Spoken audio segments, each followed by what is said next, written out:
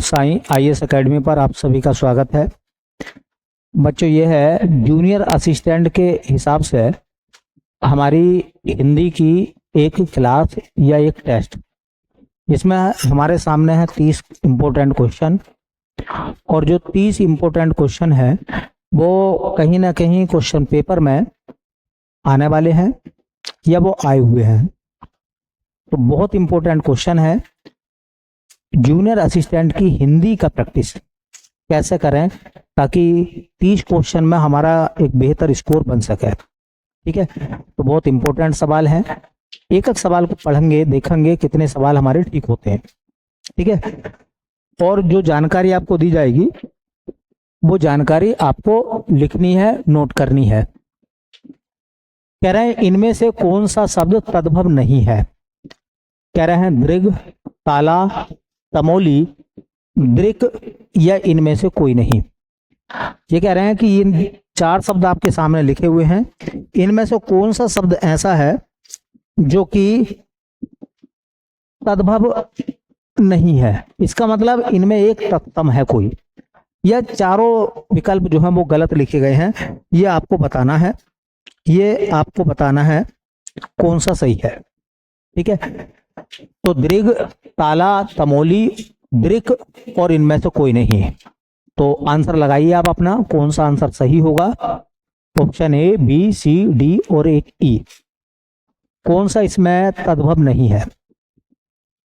तो याद रखो, जो इसमें तद्भव नहीं है, जो इसमें तद्भव नहीं है बेटा, वो आता है दृक।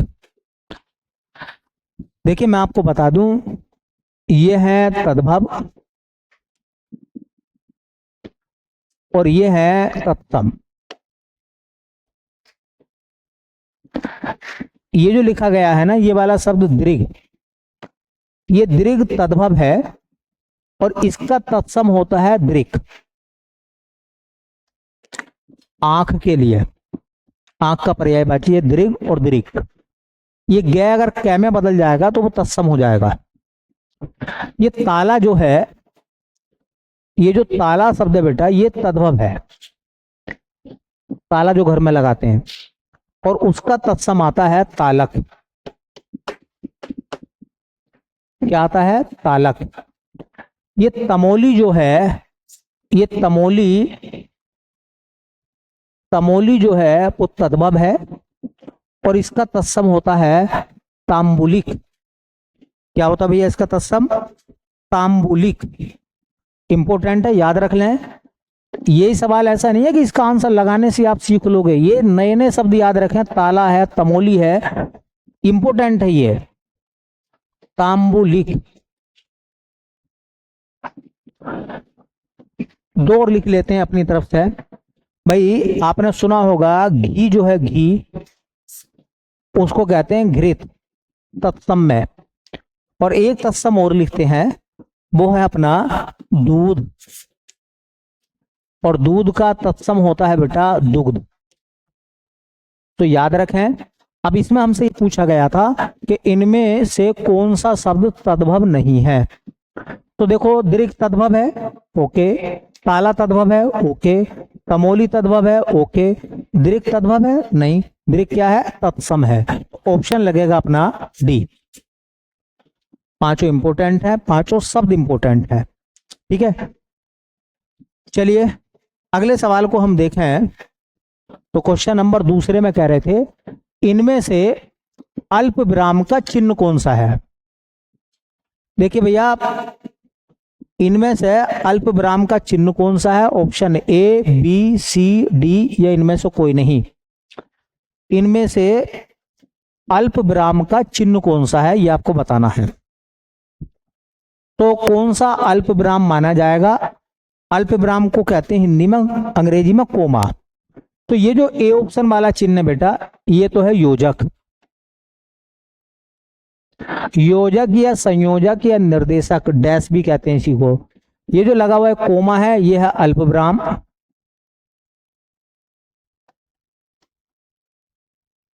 चिन्ह जरूर आप देख लें। ये है प्रश्नवाचक चिन्ह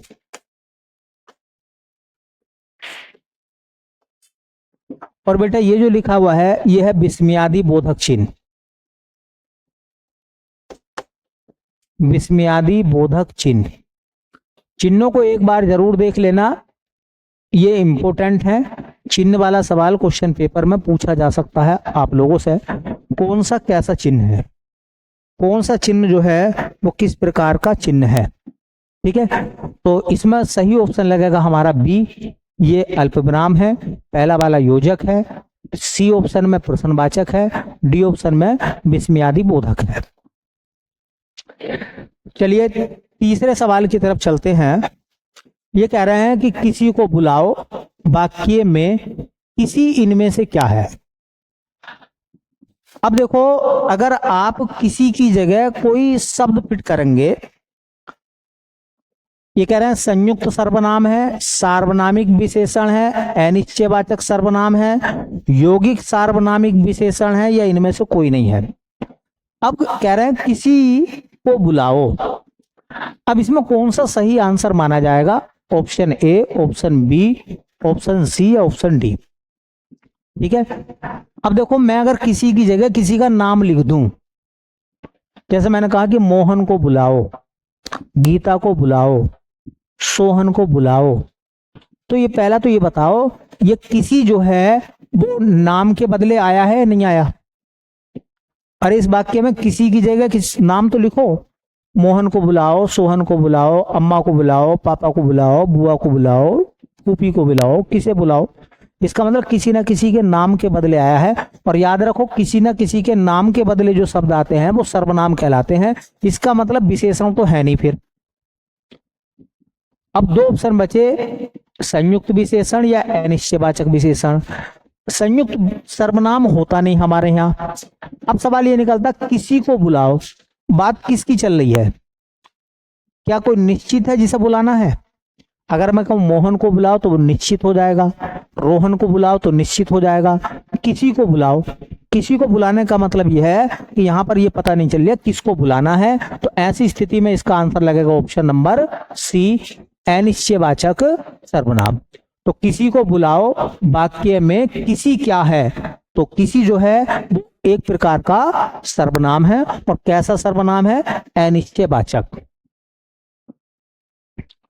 चलिए ये कह रहे हैं प्रश्न संख्या 4 से 6 तक अनु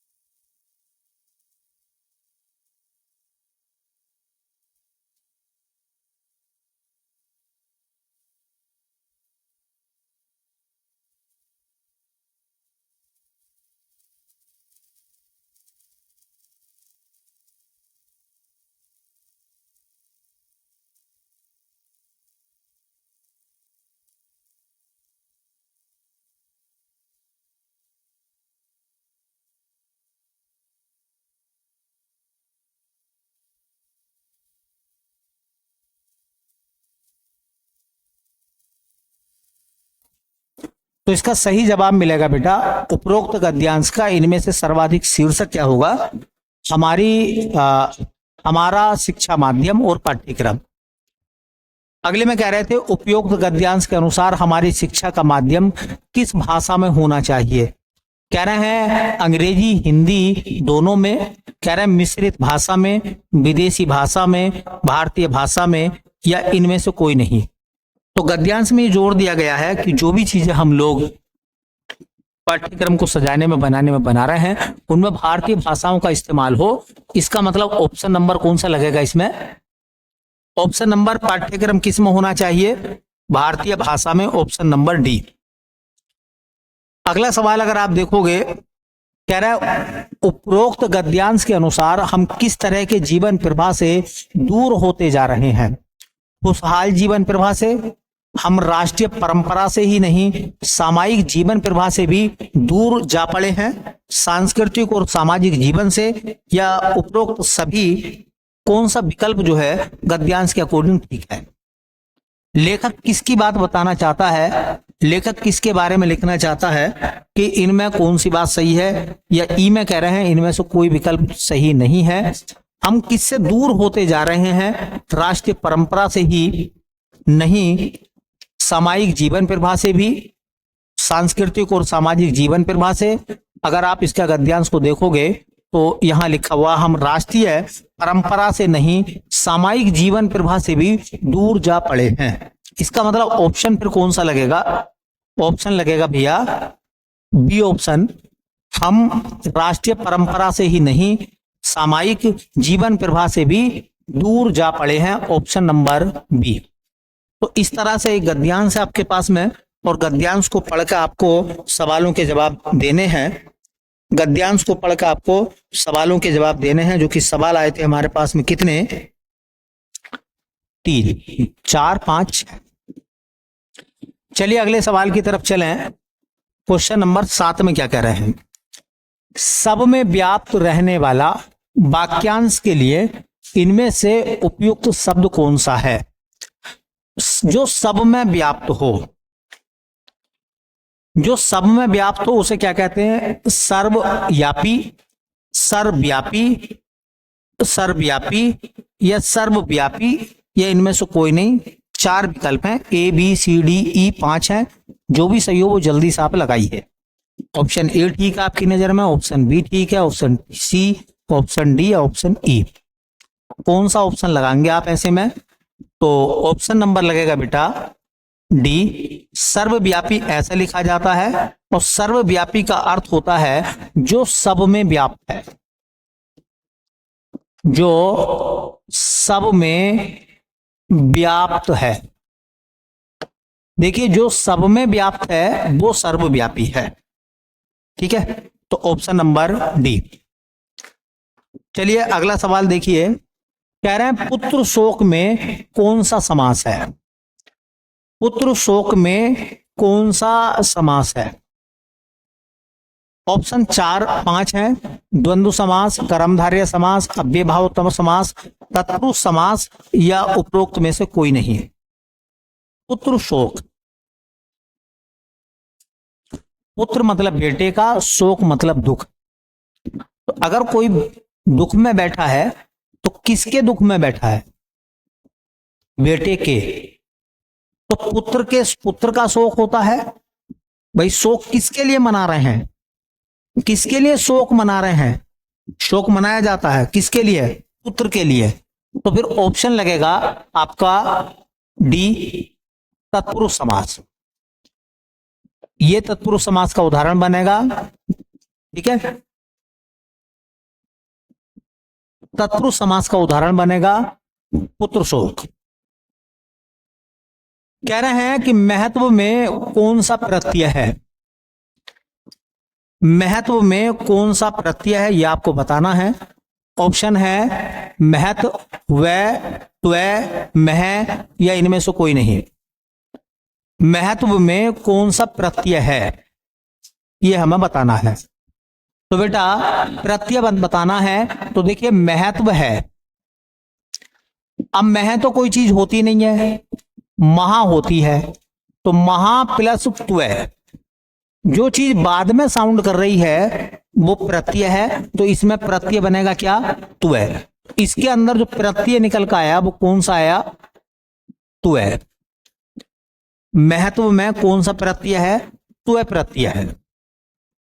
त्वय प्रत्यय है महत्व में। चलिए, कह रहे हैं कि राम लक्ष्मण से पत्र लिखवाता है, इस वाक्य में क्रिया का कौन सा रूप है? राम लक्ष्मण से पत्र लिखवाता है, इस वाक्य में क्रिया का कौन सा रूप है? किस प्रकार की क्रिया है इसमें? राम लक्ष्मण से पत्र लिखवाता है, संयुक्त क्रिया है, पूर्णकालिक क्रिया है, अपूर्ण क्रिया है, प्रेरणार्थक क्रिया है, या इनमें से कोई क्रिया नहीं है? कौन सी क्रिया है बताइए। मैंने बताया होगा आपको, जब हम लोग पहले पढ़ते थे तो मैंने बताया था आपको कि जब कर्ता खुद काम न करके किसी से काम कराता है तो उसको प्रेरणार्थक क्रिया कहते हैं। प्रेरणार्थक क्रिया में आना और बाना हम लोग लगाते हैं, जैसा कि पढ़ाना और पढ़वाना। ठीक है, प्रेरणार्थक क्रिया के दो पार्ट होते हैं, प्रथम प्रेरणार्थक और द्वितीय प्रेरणार्थक।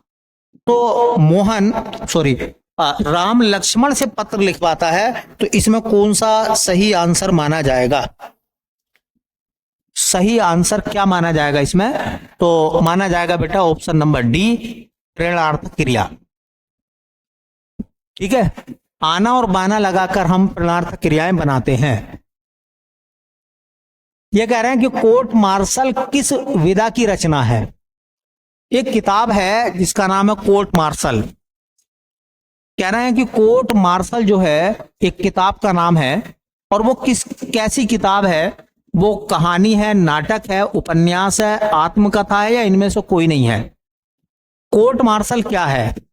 एक किताब है। कैसी किताब है? कहानी, नाटक, उपन्यास या आत्मकथा? ये आपको बताना बहुत इंपॉर्टेंट सवाल है, समझ लीजिए। आजकल ऐसे सवाल बहुत ट्रेंड कर रहे हैं, पेपर में खूब आ रहे हैं। ठीक है, तो कोर्ट मार्शल क्या है? कोर्ट मार्शल एक नाटक है। कोर्ट मार्शल क्या है? कोर्ट मार्शल एक नाटक है, और उसको किसने लिखा है? स्वदेश दीपक द्वारा। याद रखें, कोई पूछेगा कोर्ट मार्शल क्या है, तो कोर्ट मार्शल क्या है मैं पीछे लिख देता हूं। कोर्ट मार्शल एक नाटक है, और इस नाटक को किसने लिखा है? उनका नाम है स्वदेश दीपक। स्वदेश दीपक के नाटक का नाम है कोर्ट मार्शल। ठीक है, तो कोर्ट मार्शल किसका एक नाटक है? स्वदेश दीपक का। अच्छा सवाल है, याद रखना कोर्ट मार्शल। अब आगे याद रखना कोर्ट मार्शल, ठीक है, किसने लिखा है? स्वदेश दीपक ने, और ये नाटक है। कह रहे हैं भाषा की सबसे छोटी इकाई को क्या कहा जाता है? वर्ण, उच्चारण, पद, शब्द, या इनमें से कोई नहीं? भाषा की सबसे छोटी इकाई को हम क्या कहते हैं? भाषा की सबसे छोटी इकाई को हम क्या कहते हैं? भाषा की सबसे छोटी इकाई को क्या कहा जाता है? ऑप्शन है वर्ण, उच्चारण, पद, शब्द, या इनमें से कोई नहीं। तो याद रखना भाषा की सबसे छोटी इकाई होती है वर्ण।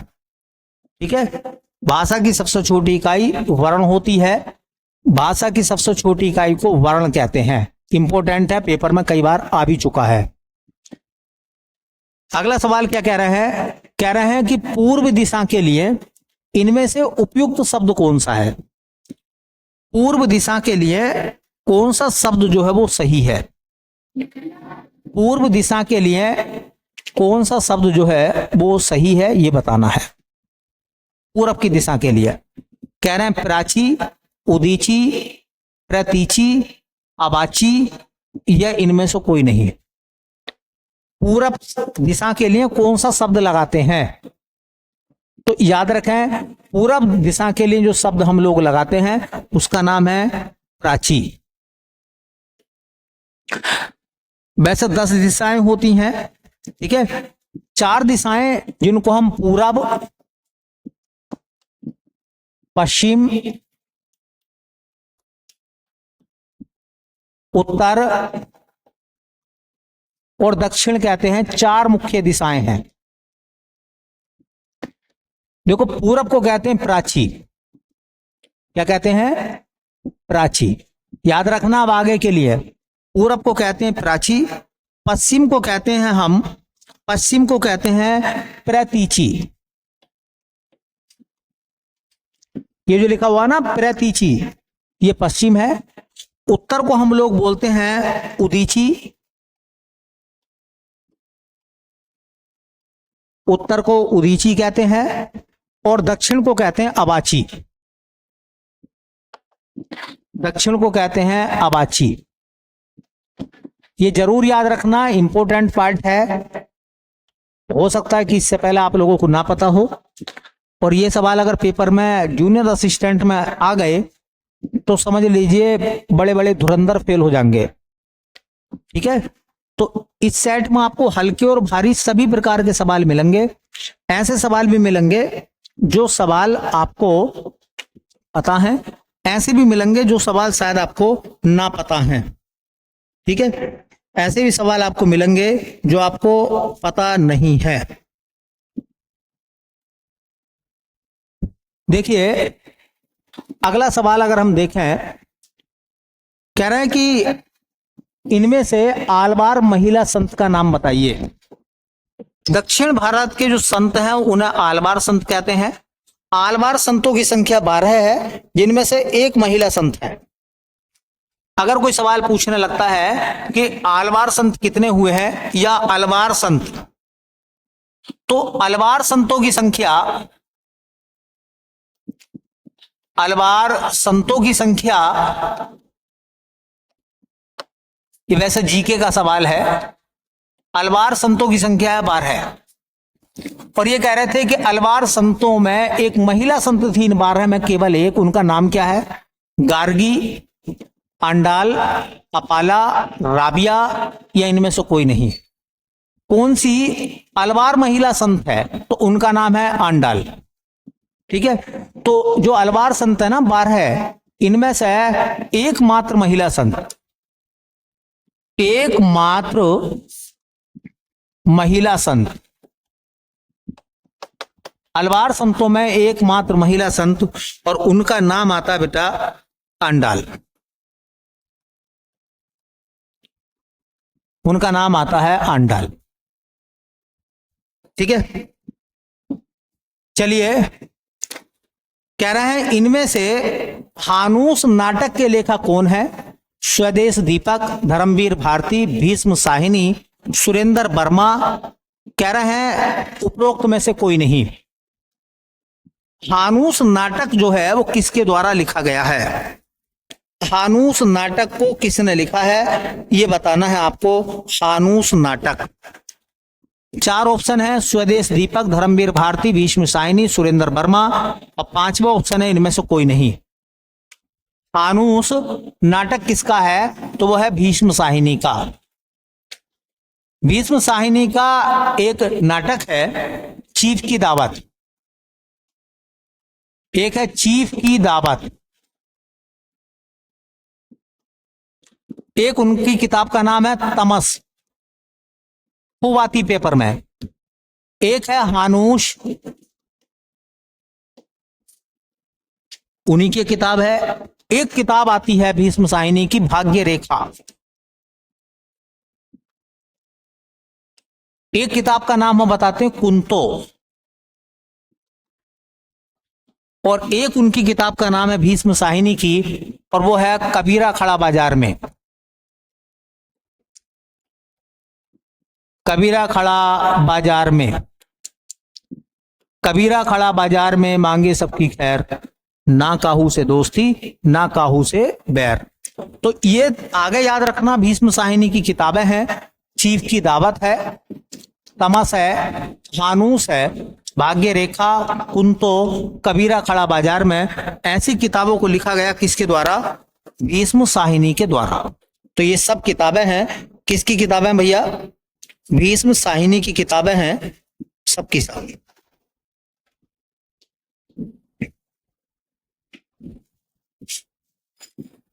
चलिए अगले सवाल की तरफ चलते हैं, और अगला सवाल कह रहे हैं कुछ इस तरह से।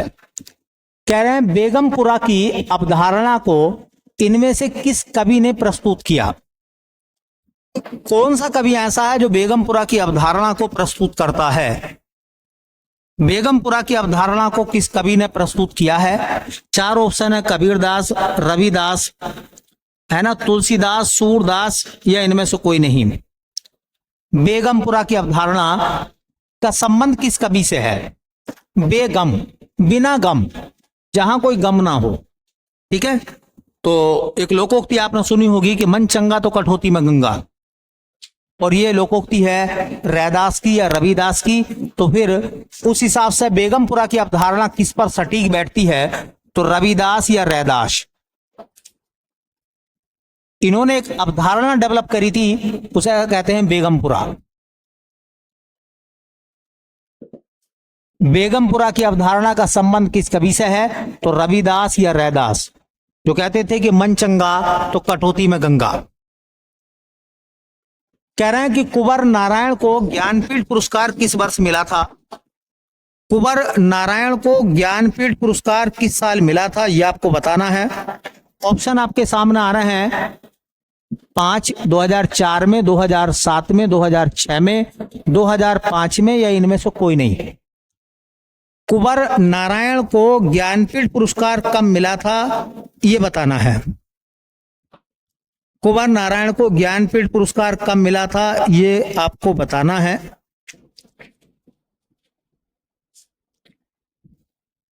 – 2005 में।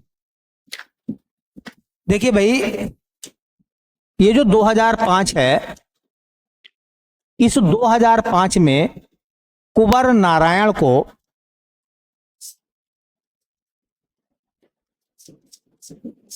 संपूर्ण साहित्य के लिए, संपूर्ण साहित्य का मतलब जो भी उन्होंने अपने जीवन में लिखा, संपूर्ण साहित्य के लिए ज्ञानपीठ पुरस्कार मिला। संपूर्ण साहित्य के लिए ज्ञानपीठ मिला किसको? कुंवर नारायण को। टोटल ये संपूर्ण साहित्य के लिए। तो कुंवर नारायण की 1-2 रचनाएं देख लीजिए, 1-2 रचनाएं जो कुंवर नारायण ने लिखी हैं। उनकी एक किताब का नाम आता है चक्रव्यूह, एक आता है बाज श्रवा के बहाने, और एक है आत्मजयी। उनकी एक रचना का नाम है चक्रव्यूह, उनकी एक रचना का नाम है आत्मजयी, और उनकी एक रचना का नाम है बाज श्रवा के बहाने।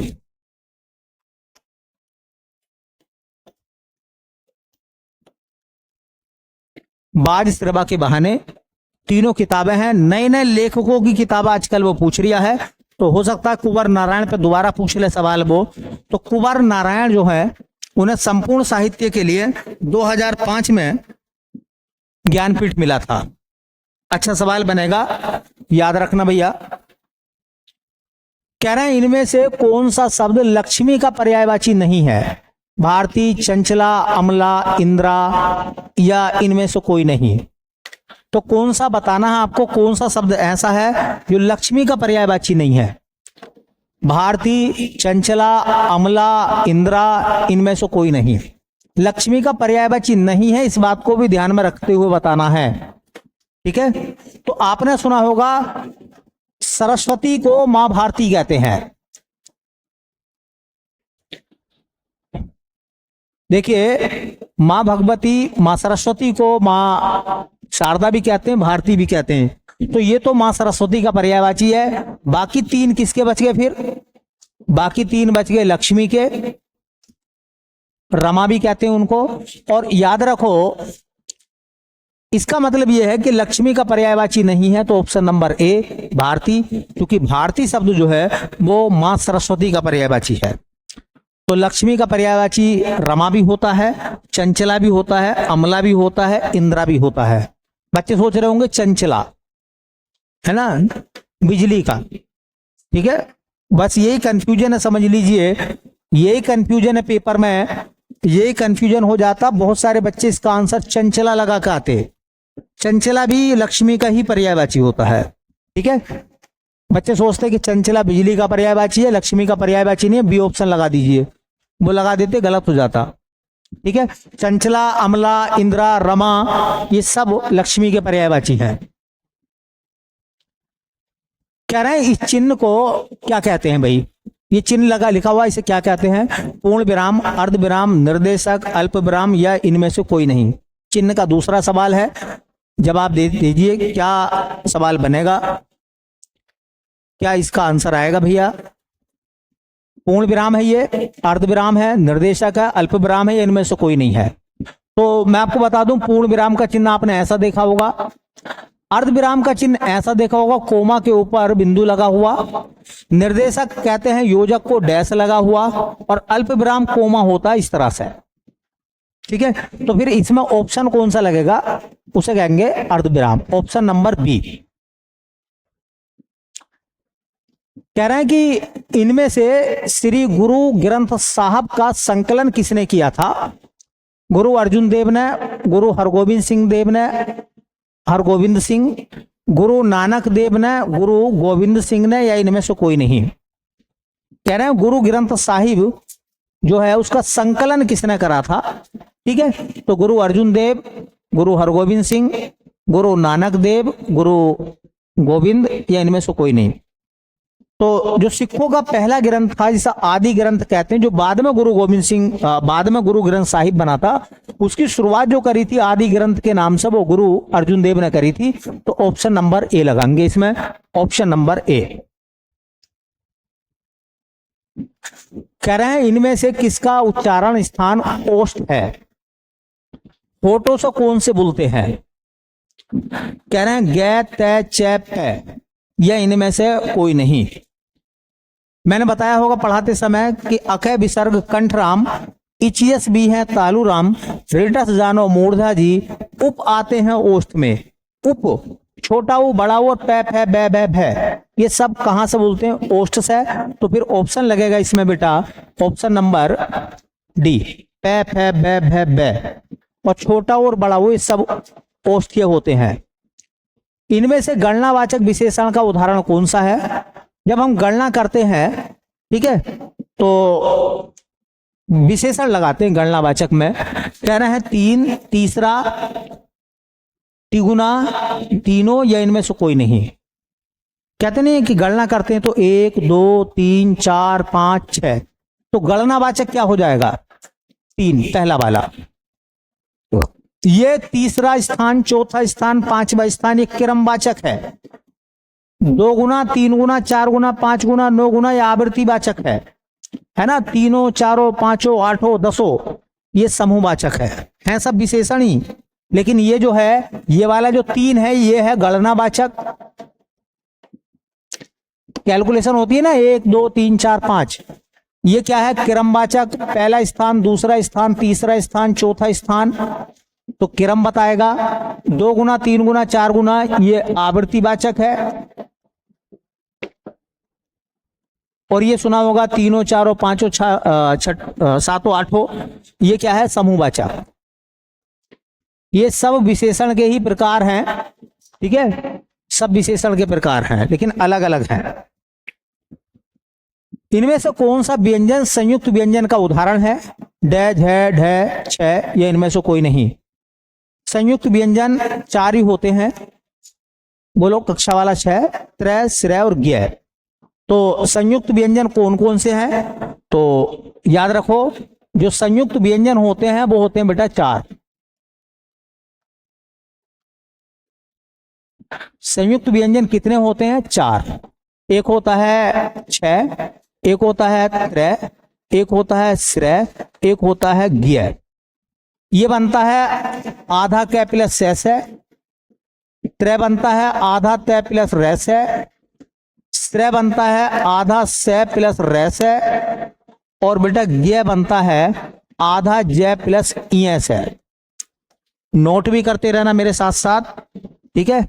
ये सब चीजें अगर आपके साथ नोट डाउन होंगी तो पेपर में पढ़ के भी चले जाओगे तो यहां से भी बहुत बड़ा इजाफा होने वाला है। आपके नंबर बढ़ जाएंगे, मैं आपको बता दूंगा, आपके नंबरों में इजाफा हो जाएगा। कल मैंने एक सेट बताया था जो अभी आया था जूनियर असिस्टेंट में, तो उसकी हिंदी कैसी थी। हम पेपर को उसी फॉर्मेट में देखना चाहते हैं आगे भी, कि इस प्रकार के सवाल अगर लौट के आते हैं तो हमारे सवाल गलत ना हो। कह रहे हैं पंचामृत में इनमें से कौन सा समास है। अब पंचामृत का मतलब होता है 5 अमृतों का समूह। भाई 5 अमृत अगर मिल गए तो उसे पंचामृत बोलेंगे। तत्पुरुष समास, द्विगु समास, अव्ययभाव, द्वंद्व या इनमें से कोई नहीं। तो देखिए कौन सा शब्द समास ऐसा होता है इसका पहला पद संख्यावाचक होता है। कौन से का पहला पद संख्यावाचक होता है? द्विगु का। तो इसमें ऑप्शन क्या आएगा? बी ऑप्शन, द्विगु समास। पंचामृत, 5 अमृतों का समूह। इनमें से कौन से कवि अष्टछाप में सम्मिलित नहीं है? कह रहे हैं गोविंद स्वामी, सूरदास, हरिदास, चीत स्वामी या इनमें से कोई नहीं। अष्टछाप में 8 कवि आते हैं, जिनमें से 4 को वल्लभाचार्य ने दीक्षित करा था और 4 को उनके पुत्र विठलनाथ ने दीक्षित करा था। तो बताइए इनमें से अष्टछाप के कवि कौन से नहीं है? भाई आपने सुना होगा तानसेन के गुरु हरिदास, क्या वो अष्टछाप में शामिल थे? तो हरिदास नहीं है। गोविंद स्वामी भी हैं, सूरदास भी हैं। सूरदास को तो अष्टछाप का जहाज कहा जाता है। चीत स्वामी है, ठीक है, और 7 अन्य हैं। चलिए तो सी ऑप्शन सही हो जाएगा। कह रहे हैं इनमें से कौन सी बोली हिंदी भाषा के अंतर्गत नहीं आती है? बांगरू, कन्नौजी, अवधी, तेलुगु या इनमें से कोई नहीं। कहना है इनमें से कौन सी बोली हिंदी भाषा के अंतर्गत नहीं आती है? तो तेलुगु हिंदी के अंतर्गत नहीं आती है। तेलुगु, तमिल, है ना, कन्नड़, मलयालम ये सब अलग है। द्रविड़ भाषा परिवार की वो बोलियां मानी जाती हैं। ये भारोपीय भाषा परिवार की बोली है ना। बांगरू, कन्नौजी, अवधी सब हिंदी से कनेक्ट है। पता होगा आपको इसके बारे में। कह रहे हैं निम्नलिखित में से कौन सा शब्द तद्भव है? तद्भव है मतलब वो तत्सम नहीं है, ठीक है। कह रहे हैं दिवाली, द्विवेदी, डोलिका, धात्री इनमें से कोई नहीं। ये कह रहे हैं कि ये जो शब्द आपके सामने लिखे गए हैं इनमें से कौन सा शब्द ऐसा है, हाँ जी, इनमें से कौन सा शब्द ऐसा है जो तद्भव है? कौन सा शब्द ऐसा है जो तद्भव है? ठीक है, तो दिवाली ही तद्भव है। दिवाली क्या है? तद्भव है। दिवाली जो है वो एक तद्भव शब्द है। दिवाली देखो अभी मैंने बताया था ये मान लो तत्सम है और इनके तद्भव अगर मैं बनाऊं तो जैसे लिखा हुआ है, ये लिखा हुआ है दिवाली। तो दिवाली क्या है? तद्भव है। और दीपावली तत्सम है। द्विवेदी तत्सम है। अब द्विवेदी तत्सम है तो इसका द्विवेदी अगर तत्सम है इसका तद्भव बताना है। द्विवेदी का तत्सम, ऐसी डोली का तत्सम है, इसका तद्भव बताना है। ऐसी है धात्री। अब ये तत्सम है तो इनके तद्भव भी हमें पता हो। भाई द्विवेदी एक तत्सम शब्द है और उसका तद्भव होता है दुबे। डोली का तत्सम शब्द है, उसका होता है डोली।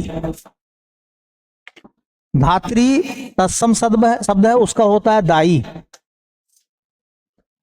ऐसी देखो अगर मैं कह दूं होलिका तो होलिका का तद्भव होता है होली। जरूर नोट कर लेना, 5 तत्सम तद्भव इंपोर्टेंट है। किताबें खकोड़ते हुए रह जाओगे, चीजें आपको बेहतर वाली हाथ नहीं आएंगी, ठीक है, जो पेपर में आने लायक होती है। इंपोर्टेंट है, याद रख लेना ये। चलिए अगले सवाल की तरफ चलते हैं और लिखा हुआ है इनमें से शुद्ध वाक्य कौन सा है? मैंने पुस्तक पढ़ा, राम के अनेकों नाम है, मैंने पुस्तक पढ़ी, मेरे को घर जाना है या इनमें से कोई नहीं। तो सब बच्चों को पता है। देखिए, मैंने पुस्तक पढ़ी, ये सही है, शुद्ध वाक्य है। मैंने पुस्तक पढ़ी, मैंने पुस्तक पढ़ा, गलत है। राम के अनेकों नाम है, गलत है, राम के अनेक नाम है। मेरे को घर जाना, गलत है, मुझे घर जाना है। तो बी, सी ऑप्शन अपना सही हो जाएगा। चलिए, ये कह रहा है प्रथम राजभाषा आयोग के अध्यक्ष इनमें से कौन थे? सुनीत कुमार चटर्जी, पी सुब्बोरोयान, जीबी पंत, बीजी खैर। आपको पता होगा कि प्रथम राजभाषा आयोग जो बना था, देखिए, प्रथम राजभाषा आयोग संविधान में जब हम पढ़ते हैं तो नाम आता है प्रथम राजभाषा आयोग का। प्रथम राजभाषा आयोग का जो गठन हुआ था वो 1955 में हुआ था, और इसके जो अध्यक्ष बनाए गए थे उनका नाम था बीजी खैर। बस याद रखो, बीजी खैर। ऐसे सवाल जो हिंदी के हैं, भारतीय भाषाओं के हैं, वो पूछ रहे हैं आप, तो तैयार कर लेना भैया। प्रथम राजभाषा आयोग के अध्यक्ष बीजी खैर। पहला राजभाषा आयोग का गठन हुआ था 1955 में। आखिरी सवाल कह रहे हैं कि इनमें से कौन सी भाषा भारोपीय भाषा परिवार की नहीं है? कह रहे हैं हिंदी, मराठी, मलयालम, गुजराती। और पांचवा है इनमें से कोई विकल्प सही नहीं है, ये बताना है आपको। तो बेटा, कौन सी भाषा ऐसी है जो भारोपीय भाषा परिवार की भाषा नहीं मानी जाती? वो है मलयालम। बल्कि ये किस परिवार की आती है? तो द्रविड़,